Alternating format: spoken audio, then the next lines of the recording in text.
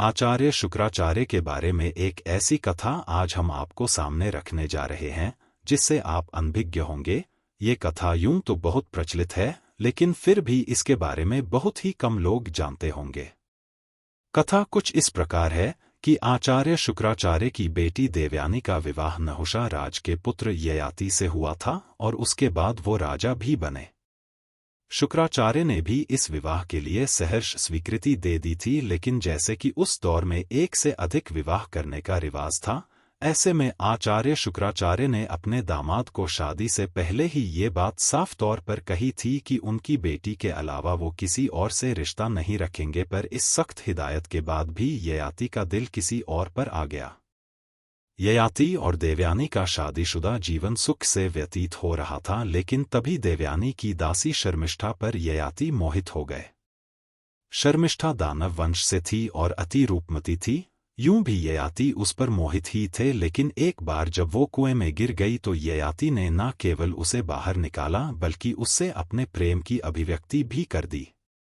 ययाति और शर्मिष्ठा दोनों एक दूसरे से प्रेम करने लगे थे, लेकिन आचार्य शुक्राचार्य के डर की वजह से वो अपना प्रेम स्वीकार नहीं कर पा रहे थे और इसी क्रम में दोनों ने छिपकर विवाह कर लिया।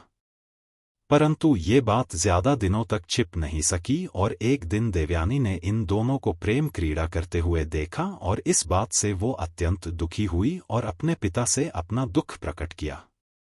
इसके बाद उनके पिता आचार्य शुक्राचार्य ने ययाति को तुरंत बूढ़े होने का श्राप दे दिया, पर जब ययाति ने कहा कि इसका असर देवयानी पर भी पड़ेगा।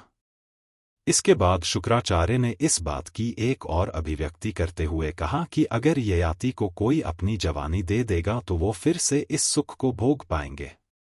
ऐसे में ययाति ने जब अपने 5 पुत्रों से इस बारे में पूछा तो 4 बड़े पुत्रों ने साफ मना कर दिया। छोटे बेटे पुरु ने बाप का दर्द सुना और उसे अपनी जवानी दे दी।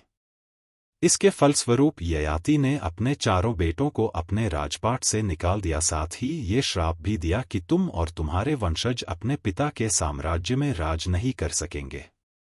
इसी के फलस्वरूप पुरु को राजा बनाया और इसी पुरु के नाम से आगे जाकर पुरु वंश कहलाया और बाकी 4 भाइयों का वंश यदुवंश के नाम से प्रचलित हुआ।